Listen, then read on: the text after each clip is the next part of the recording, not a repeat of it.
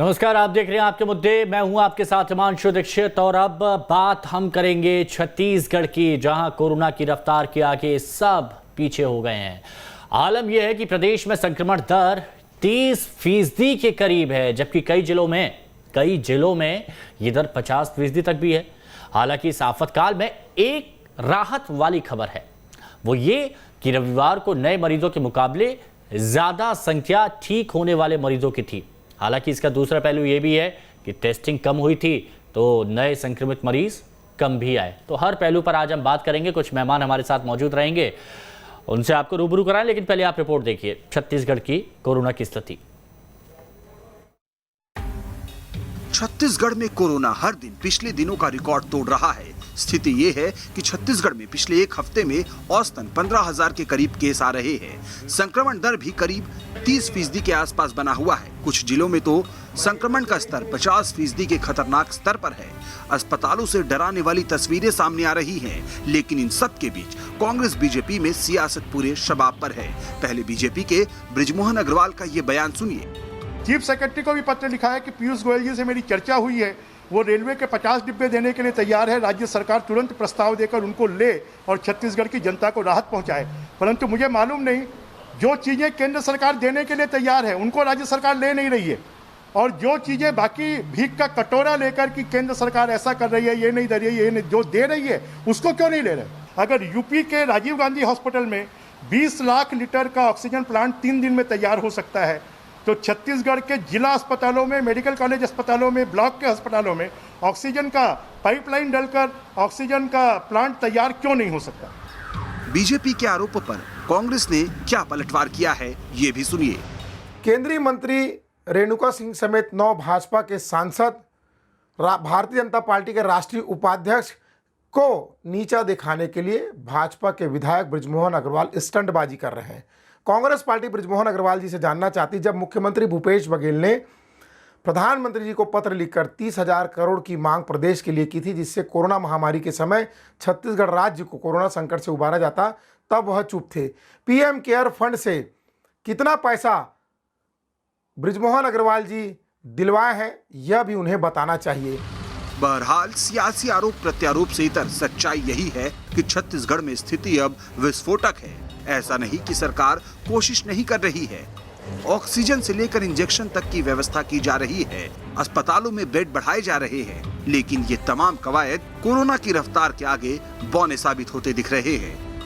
छत्तीसगढ़ में कोविड-19 वायरस के नए स्ट्रेन ने हाहाकार मचा दी है। 170 मौतें बीते दिन सामने आई। कुल मिलाकर स्थिति बहुत ज़्यादा चिंताजनक है। वहीं रेमडेसिविर की बात करें तो वो भी पर्याप्त मात्रा में नहीं मिल पा रहा है। ऑक्सीजन बेड और आईसीयू बेड की कमी लगातार देखने को मिल रही है। जिस प्रकार से मौत का आंकड़ा बढ़ रहा है, निश्चित तौर पर सरकार को युद्ध स्तर पर काम करने की जरूरत है, नहीं तो छत्तीसगढ़ की स्थिति और खराब हो जाएगी। फिलहाल सरकार का दावा है कि आने वाले समय में स्थिति कंट्रोल हो जाएगी। न्यूज स्टेट के लिए कैमरा पर्सन सूर्यकांत के साथ रायपुर से आदित्य नामदेव। तो छत्तीसगढ़ की स्थिति आपने देख ली, समझ ली। अब बात भी कर लेते हैं। हमारे साथ जुड़े हुए हैं डॉक्टर शरद पंडित जी, हेल्थ एक्सपर्ट हैं। हमारे साथ अरुण साव जी, बीजेपी के सांसद, वो भी जुड़े हुए हैं, और कांग्रेस की तरफ से भी हमारे साथ जल्द ही कोई ना कोई जुड़ेगा। यहाँ पर सबसे पहले अभी हम डॉक्टर शरद पंडित जी बात कर रहे थे मध्य प्रदेश की स्थिति के बारे में। 23% संक्रमण दर थी, लेकिन छत्तीसगढ़ में ये संक्रमण दर 30% के करीब है, और कब आगे निकल जाए कुछ नहीं कहा जा सकता। अब आपको यहाँ के बारे में थोड़ा सा बताइए, क्योंकि मध्य प्रदेश के बारे में तो आपने बताया और बहुत अच्छा अनुमान आपने यहाँ पर लगाया, लेकिन छत्तीसगढ़ की बताइए कि यहाँ की स्थिति आपको क्या नजर आ रही है। तैयारियों के हिसाब से सरकार कह रही है हमने बहुत अच्छी तैयारी की है, लेकिन संक्रमण दर और जो मौतों का आंकड़ा है, रोजाना 150 से ज्यादा 160-170 लोगों की मौत हो रही है। क्या होगा छत्तीसगढ़ का आने वाले कुछ दिनों में? बिल्कुल आप सही कह रहे हैं कि ये एक जो है बहुत बड़ा डिजास्टर है, और ये हमको जो है सबको मिलके, सभी लोगों को एकजुट होके इसका जो है सामना करना पड़ेगा। देखिए, जो वायरस ने जो एक आक्रामक रूप लिया है, इसके लिए हमको ये करना है कि सबसे पहले तो जो ये चेन इसकी है, इसको ब्रेक करना है। कैसा भी अपन साधन अपनाएं, कोई भी मीन्स अपनाएं, परंतु ये जो है चेन ब्रेक तभी होगी जब हम लोगों को घरों में रोकने में सफल हो पाए। तो सबको मिलके, मैं दलगत राजनीति या किसी डिफरेंस ऑफ ओपिनियन हो सकता है, परंतु अभी हमारा यह प्रयास होना चाहिए कि ये चेन को ब्रेक करें। तो चेन को ब्रेक करने के लिए सबसे पहली आवश्यकता है कि लोगों को उनके घरों तक रोकें हम। तो ये एक व्यवस्था को जो है सबको मिलकर करना पड़ेगा। कम्युनिटी का पार्टिसिपेशन, बिना समुदाय की सहभागिता के हम इसमें सफल नहीं हो पाएंगे, तो उनको भी समझाइश देना पड़ेगी। इसके साथ साथ जो हम बात करते हैं हमेशा कि जो फेस मास्क का उपयोग, सोशल डिस्टेंसिंग, सैनिटाइजेशन या हैंड वॉश, ये चीजें लोग कभी भूले नहीं, उनको लगातार हैमरिंग करते रहना पड़ेगा कि ये बहुत आवश्यक है। साथ ही साथ जो टीकाकरण के बारे में आज जो निर्णय लिया गया है, निश्चित है वो स्वागत योग्य।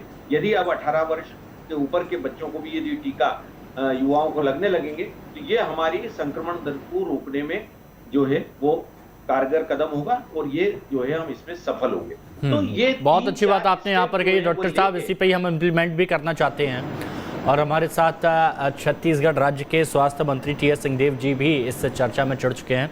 टी.एस. बाबा, स्वागत है आपका। टी.एस. बाबा, अभी डॉक्टर शरद पंडित जी अपनी बात रख रहे थे, डिज़ास्टर से बता रहे हैं कि 30% संक्रमण दर छत्तीसगढ़ में पहुंच गई है। 150 से ज़्यादा मौतें रोज़ाना हो रही हैं, जो अपने आप में बेहद चिंताजनक स्थिति यहाँ पर बनी हुई है। सर, अभी की तैयारियाँ क्या हैं, क्योंकि हम जानते हैं कि आगे और ये विकराल रूप धारण कर सकता है, तो आपकी तरफ से क्या बेस्ट किया गया है छत्तीसगढ़ के लिए?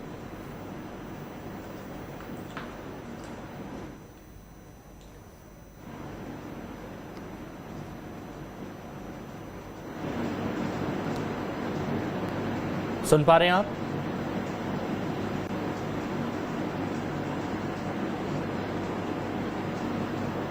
चलिए, लगता है टी.एस. बाबा जी, टी.एस. बाबा आप सुन पा रहे हैं क्या? जी, आपकी आवाज आ रही है? जी, मेरा आपसे सवाल यही था कि छत्तीसगढ़ की स्थिति आपसे बेहतर कोई जान नहीं सकता। आप राज्य के स्वास्थ्य मंत्री हैं। ये संक्रमण की चेन तोड़ना बहुत ज़रूरी है, जो अभी तक जिसमें हम सफल नहीं हो पाए हैं। तो इसको तोड़ने के लिए क्या कदम आपकी तरफ से उठाए गए हैं? इसमें सबसे बड़ा कदम जो काफी विवादित भी है और जिसके लिए लोग सहमत भी नहीं हो रहे थे और राष्ट्रीय अंतर्राष्ट्रीय स्तर पे भी लॉकडाउन को लेके कई प्रकार के विचार थे, लेकिन जब संक्रमण इतना अधिक प्रतिशत चला जा रहा है तो लॉकडाउन के अलावा विकल्प भी नहीं था और उसको छत्तीसगढ़ की सरकार ने पहले अपनाया। मेरे ख्याल से सबसे पहले राज्यों में है कि छत्तीसगढ़ की सरकार ने इसको स्वीकार किया कि अगर लॉकडाउन की विकल्प को हम नहीं अपनाएंगे तो ये बढ़ते हुए दर को हम नहीं रोक पाएंगे। और लॉकडाउन लगने के बाद से अभी करीब करीब प्लेटू सा दिख रहा है। लगातार चढ़ने का जो क्रम था वो एक हाई लेवल पे रुका हुआ है। अब हम इंतजार कर रहे हैं कि इसकी कारगरता अगर साबित होगी लॉकडाउन की तो आने वाले समय में ये घटेगा। अभी जो हो रहा है बड़े शहरों में संक्रमण का दर घट रहा है, छोटे जिलों में ये बढ़ रहा है। तो दोनों तरफ से हमको देखना है कि एक तरफ जहां लॉकडाउन शहरों में पहले लगा और ग्रामीण क्षेत्रों में लेट लगा, तो ये संतुलन उसका एक जगह पे आके जरूर मिलेगा और मेरे को विश्वास है कि लॉकडाउन का सकारात्मक प्रभाव पड़ेगा। एक कड़ा कदम है, विवादित का कदम भी हो सकता है कुछ परिस्थितियों में, अर्थव्यवस्था पे प्रभाव इसका पड़ सकता है, लेकिन इतने ज्यादा संक्रमण के दर को रोकने का दूसरा रास्ता नहीं था। नहीं, लेकिन टी.एस. बाबा आप कह रहे हैं कड़ा कदम है, विवादित कदम है, लेकिन बहुत से लोग चाह रहे थे, जिलाधिकारी भी कह रहे थे कि लॉकडाउन लगाया जाए और यही एकमात्र रास्ता है जिससे हम इस बढ़ते संक्रमण को रोक सकते हैं। अरुण साहू जी भी हमारे साथ, बीजेपी के सांसद। अरुण जी, हमने पहले भी कोरोना पर कई बार गंभीर चर्चा की और आपने बहुत अच्छे सुझाव भी यहाँ पर दिए हैं। आज तो टी.एस. बाबा भी हमारे साथ में हैं, छत्तीसगढ़ के स्वास्थ्य मंत्री डॉक्टर शरद पंडित जी ने भी अपनी बात की है। आप अपनी तरफ से कुछ सुझाव देना चाहें, क्योंकि देखिए समस्याएं तो हम लोगों ने बहुत निकाली हैं। हमने छत्तीसगढ़ में देखा है कि बहुत आरोप प्रत्यारोप हुए हैं। छत्तीसगढ़ में आज भी पक्ष विपक्ष आपस में लड़ते हुए नजर आ रहे हैं, जबकि एकजुटता की जरूरत है। तो आप सर क्या कहेंगे?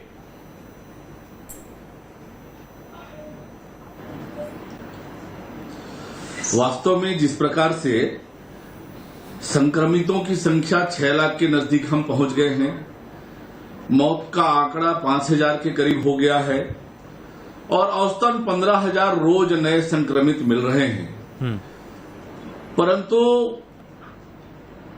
हम ऐसे आपदा के समय में भारतीय जनता पार्टी किसी तरह की राजनीति नहीं करना चाहती है, लेकिन राज्य के मुखिया और उनके नुमाइंदे जिस प्रकार से राजनीति करके लोगों में भ्रांति और भ्रम पैदा कर रहे हैं, ये ठीक नहीं है।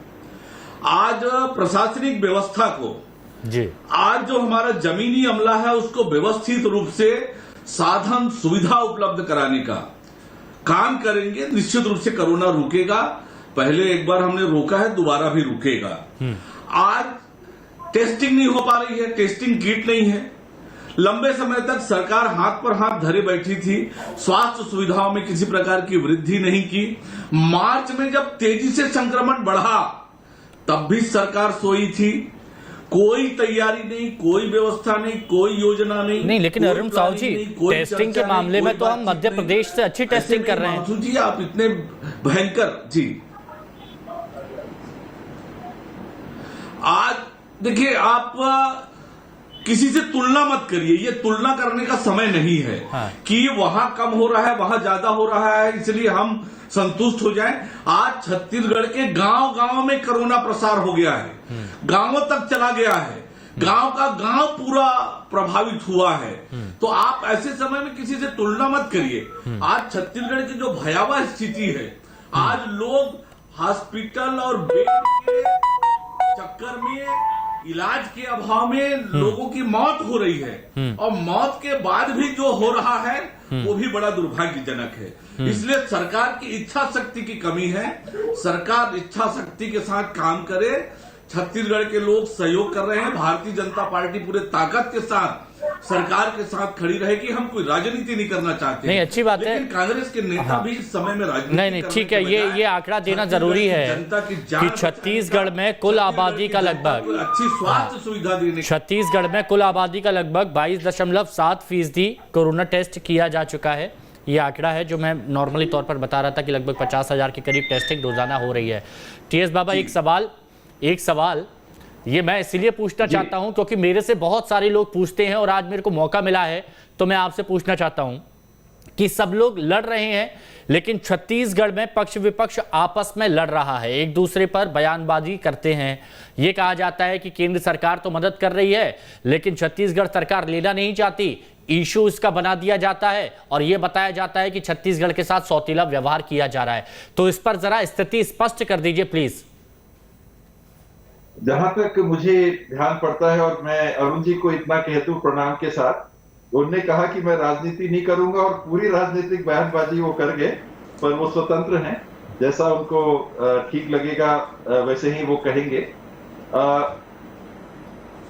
एक बयान मेरा आप बता दीजिए कि मैंने ये कहा कि केंद्र सरकार ने सौतेला व्यवहार किया हो। एक बयान, ये कोरोना का पहला संक्रमण 18 मार्च 2020 को छत्तीसगढ़ में पहला प्रकरण आया था, और तब से अभी तक आप बताइए कि एक प्रकरण में एक बार मैंने कहा। एक चीज अभी हाल में सामने आई है, अगर कहने की ही बात है तो मैं कहूं ये बातें कहां से उठती हैं। डीआरडीओ ने 4 बड़े अस्पताल कोरोना के स्थापित किए। कहां स्थापित किए? एक गुजरात में, 2 उत्तर प्रदेश में, एक बिहार में। इन राज्यों में किस पार्टी की सरकार है? तो अगर राजनीतिक बात करना है तो सभी कोई कर सकते हैं, लेकिन ये समय और उचित बात नहीं रहती। बार बार इस बात को कहा जाता है। आपने टीकाकरण की बात आप कह रहे थे, 20% आबादी को टीकाकरण करना है, और उसमें छत्तीसगढ़ 14.92 का टीकाकरण कर चुका। आज वो आंकड़ा बढ़ के 15% पार हो गया होगा। और ये हिमाचल को छोड़ के, हिमाचल प्रदेश को छोड़ के अन्य सभी राज्यों से ज्यादा है। देश का औसत 7.72 कल का था। यह आज सुबह 6:30 बजे का, मेरे पास अभी रिपोर्ट आज की नहीं आई है। तो टीकाकरण में हमने ये कभी नहीं कहा कि केंद्र सरकार भेदभाव कर रही है। वैक्सीन की जब बात आई तो मैंने केवल इस बात को कहा था कि अगर आप ये कहेंगे कि वैक्सीन की कमी नहीं है तो हम जितना वैक्सीन कर सकते हैं, वैक्सीनेट कर सकते हैं, हमको उपलब्ध करा दीजिए। सच्चाई ये है कि वैक्सीन का निर्माण सीमित है। प्रधानमंत्री जी की बैठक में इस बात को रखा स्वयं केंद्र सरकार के अधिकारियों ने कि 7 करोड़ वैक्सीन ही देश में वर्तमान में निर्मित हो रही है, और वो करीब 24 लाख एक दिन की होती है औसतन वैक्सीन। अच्छा। तो 24 लाख में 4 लाख या छत्तीसगढ़ को मिलेगा। तो ये नहीं होना चाहिए कि वैक्सीन की कोई कमी नहीं है। ये होना चाहिए कि जितनी वैक्सीन है हम उपलब्ध कराएंगे, आबादी के अनुपात में सब राज्यों को उपलब्ध कराएंगे। कुछ राज्यों में संक्रमण ज्यादा है तो आप ज्यादा भी दे सकते हैं। ये केंद्र सरकार का निर्णय है। इस पे कभी कोई ये बात नहीं आई थी कि केंद्र सरकार सौतेला व्यवहार कर रही है। अच्छा, ठीक है। ये कहना कि कमी नहीं है, सर एक चीज़ और मैं जानना चाहूँगा। देखिए बहुत कम आपसे बात हो पाती है, हालांकि आप बहुत आसानी से बात करते भी हैं, बहुत सहजता के साथ सब छत्तीसगढ़ वासियों से बात करते हैं। एक चीज़ और बताइएगा सर कि आपको बहुत गंभीर व्यक्तित्व का इंसान माना जाता है कि आप किसी भी मुद्दे पर बहुत अच्छे तरीके से अपनी बात रखते हैं। हमें शुरुआत में जब पिछले साल कोरोना आया था तब हम ये बात कह सकते थे कि नया नया कोरोना है, हमें पता नहीं है कि किस हम बीमारी से लड़ रहे हैं, लेकिन हमारे पास 1 साल तैयारी का था। लेकिन क्या हम तैयारी नहीं कर पाए, और क्यों नहीं कर पाए तैयारी? क्या हम आपस में लड़ने में इतने मशगूल हो गए कि जो हमें पहले से व्यवस्थाएं करनी चाहिए थी, बेड की, ऑक्सीजन की और ये सारी चीज़ों की, वो हम नहीं कर पाए, और अब आनन फानन में ये सब किया जा रहा है? मैं दोनों चीज इसके बारे में बता देता हूं। आपने मौका दिया कहने का, संयोग से वो आंकड़े मेरे पास हैं। 31 दिसंबर 2018 जब सरकार में कांग्रेस की सरकार को जिम्मेदारी मिली थी, तो छत्तीसगढ़ में आईसीयू के बिस्तर कितने थे सरकारी? 279। आज कितने हैं अप्रैल के? आज हम 19 अप्रैल में हम लोग आज बात कर रहे हैं, 729। ये कुछ बढ़ा है, कोई ऐसा आंकड़ा नहीं है। और होना चाहिए था, मेरे हिसाब से भी और होना चाहिए था। कोविड के आईसीयू बिस्तर वर्तमान में केवल कोविड के लिए कितने चल रहे हैं? 464। एक भी बिस्तर उपलब्ध नहीं था, 464। एचडीयू के बिस्तर कितने थे जब छत्तीसगढ़ में कांग्रेस की सरकार आई? एक भी नहीं। अच्छा। आज कितने हैं? 477। 477 में कितने कोविड के लिए डेडिकेटेड हैं? 449। कमी है, इसमें मैं मना नहीं करता कभी भी, लेकिन कुछ नहीं कहा, कुछ नहीं किया, ऐसा कहना नकारात्मक नहीं सर, ये नहीं, लेकिन बेहतर व्यवस्थाओं की बात मैं यहाँ पर कर रहा था। अरुण साहू जी कुछ कहना चाहेंगे आप? ये बेहतर व्यवस्थाएं हैं, अगर इनको बढ़ाया है इतना तो। जी देखिए, ये तय था, ये विशेषज्ञों ने ये स्पष्ट रूप से बताया था कि कोरोना की दूसरी लहर भी आ सकती है और तीसरी लहर भी आ सकती है। तो पिछला कोरोना से हमने जीता, और जीतने के बाद आगे की तैयारी हमारी होनी चाहिए थी। और आगे की तैयारी की दृष्टि से जो सुविधाएं डेवलप करनी थी, स्वास्थ्य सुविधाओं का विस्तार किया जाना चाहिए था, उस पर सरकार ने बिल्कुल भी ध्यान नहीं दिया। और दूसरी बात ये, अभी कोरोना सेस के नाम पर एक बहुत बड़ी राशि इकट्ठी हुई है, वो राशि आखिर कब खर्च होगी? आज कोरोना का पीक पीरियड है, बहुत भयावह स्थिति है, गांव गांव में फैला है, लोगों को स्वास्थ्य सुविधा नहीं मिल रही है, इलाज के अभाव में लोग मर रहे हैं। तो कब सरकार करेगी, कब व्यवस्था होगी, कब लोगों को इलाज मिलेगा, कब लोगों को ऑक्सीजन की व्यवस्था होगी, कब दवाइयां मिलेगी, कब बेड उपलब्ध होगा, ये चिंता का विषय है। आज लोग परेशान हैं। हम लगातार लोगों के फोन आ रहे हैं कि बेड की व्यवस्था, ऑक्सीजन की व्यवस्था, वेंटिलेटर की व्यवस्था। ये मालूम था सरकार को कि दूसरी लहर भी आ सकती है और तीसरी भी आएगी। तो जो प्रोसेस लगातार होना चाहिए था स्वास्थ्य सुविधाओं में वृद्धि का, वो नहीं हुई। और उसके कारण से मार्च में भी जब तेजी से बढ़ा, तो मार्च में तुरंत ही मिशन मोड में काम होना चाहिए था। तो मुझे दिखता है कि सरकार उस दिशा में बढ़ी नहीं। एक सवाल जो बार बार उठता आया है, विधानसभा में भी ये मुद्दा उठा, आज फिर से ये मुद्दा एक बार दोबारा से उठ गया है, तो इस पर मैं जवाब ले ही लेता हूं सर। ये कोरोना सेस, टीएस बाबा ये बार बार बोलते हैं कि कोरोना सेस लगाया गया, इतनी राशि आई, कहाँ यूज हुआ उसका? कुछ व्यवस्थाएं की गई उसकी? इसमें 1200 करोड़ से ऊपर माननीय मुख्यमंत्री जी का स्टेटमेंट कल ही परसों आया था कि कोरोना में राज्य सरकार ने 1200 करोड़ से ज्यादा रुपए व्यय किए हैं। आगे भी तो खर्चा होना है। हाँ।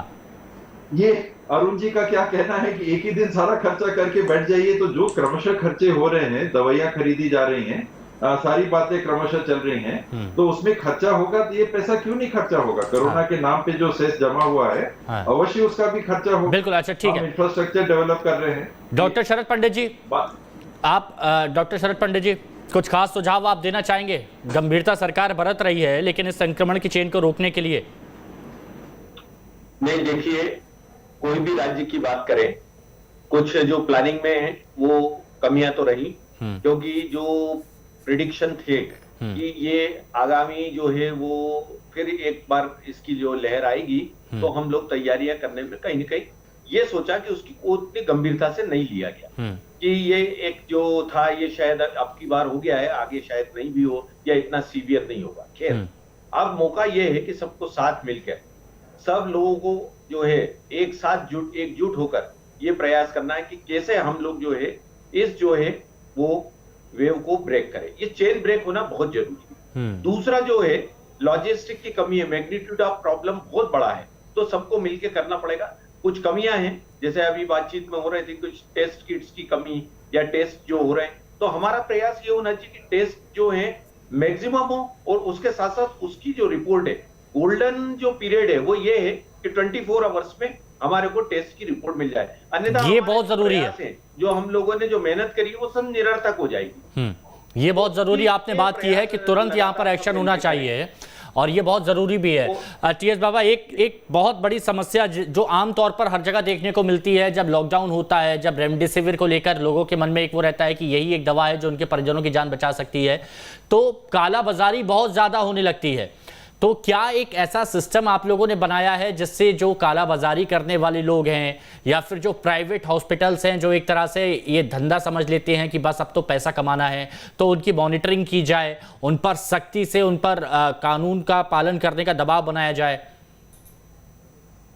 अभी जो डॉक्टर साहब जिन बातों को कह रहे थे, अमूमन उनकी सभी बातों से मैं सहमत हूं।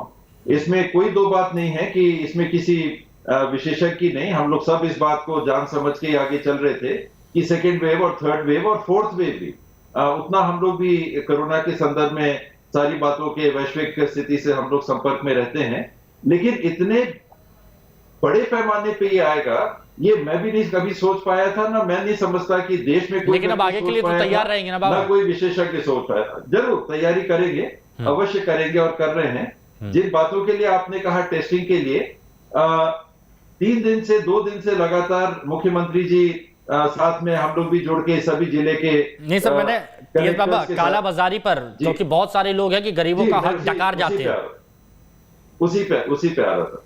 कालाबाजारी को रोकने का पहला काम एक तो है एक्शन ले लेना, उससे लोगों को रेमडेसिविर का इंजेक्शन नहीं मिलेगा, वो कार्रवाई हो रही है, लोगों को जेल भी हुआ है। उसमें डायरेक्शंस दे दिए गए हैं कि ओवर द काउंटर सेल नहीं होगा, जो दवाई आएगी या तो अस्पताल में जाएगी, सीधे हॉस्पिटल्स में जाएगी, ओवर द काउंटर सेल नहीं होना है। और वहीं पर कालाबाजारी होती है, अगर अस्पतालों में जाएगा और वहां कालाबाजारी होगी तो अस्पतालों में चेक किया जा सकता है। और कमी है जिस कारण से कालाबाजारी हो रही है उसको पूरा करने के लिए सिप्ला जैसी कंपनी देखिए ठीक है सर, वक्त कम है इसलिए मेरे को ब्रेक यहां पर लगाना होगा। हालांकि कोरोना पर तो ब्रेक नहीं लग रहा है, लेकिन बहुत उम्मीद है आम जनता को आप लोगों से, तो प्लीज उस उम्मीद को पूरा करिएगा। और यहां आपके मुद्दे में रुकेंगे एक छोटे से ब्रेक के लिए।